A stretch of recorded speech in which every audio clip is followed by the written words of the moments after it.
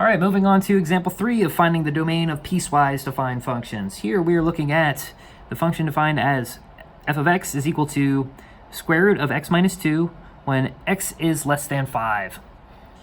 When x is greater than or equal to 6, we are looking at 1 over x minus 6.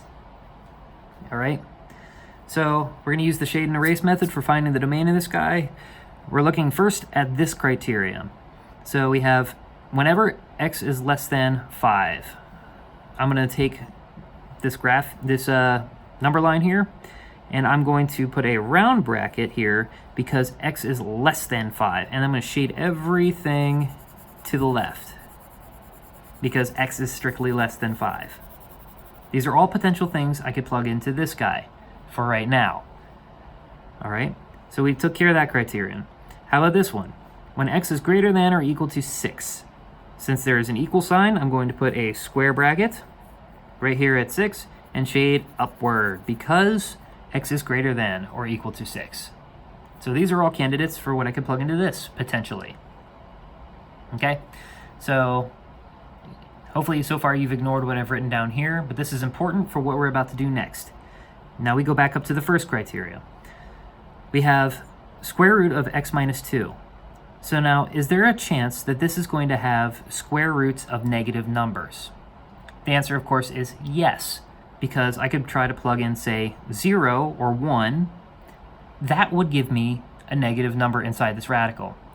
So I need to find all the places that would have square roots of negatives so I can erase it from my domain. I can't plug in anything that's shaded here that would cause a square root of a negative.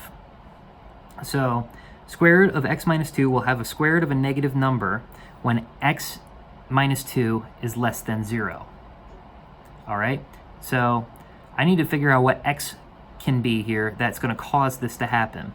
If I add 2 to both sides of this inequality here, because inequalities largely work like equalities or equations, I have x is less than 2. That is, this will have a square root of a negative number when this is true, when x is less than 2. So I have problems for everything less than 2. But I don't have problems for 2 on the dot. So as long as x is less than 2 is where I have problems. So if I plug in 2, 2 is okay. I'm going to erase everything that is less than 2 because that's what causes square roots of negative numbers. So hold on a sec while I erase this. All right. Since 2 doesn't cause any problems, only less than 2 does, I'm going to put a square bracket at 2. So, because 2 is okay. If I plug in 2 here, I get square root of 0, and the square root of 0 is just 0. Okay? So now I'm looking at this restricted interval. At first I thought, oh, everything less than 5 was okay, but it turns out the square root prevented that from happening. So now I'm stuck with just this guy for the first. So that's handled. Now how do we handle the second case? Is there a potential for square roots of negative numbers here? Or is there a chance that I might be dividing by 0 if I plug in the right x? The answer is, of course, I can plug in 6, and I'll get 1 over 6 minus 6, which would give us 1 over 0. All right, so does that 6 live inside this block, which is associated with this piece? Yes, it does, because I have a square bracket here at 6. Okay, so I'm going to change my square bracket to a round bracket so it does not include 6, because 6 causes problems. Then I just fix up my shading there. So I have round bracket here at 6.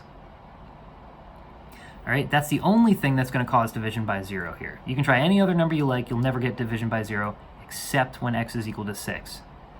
All right, so now I've taken care of all my pieces. What's the domain? The domain of our function is going to be the union of these two intervals here.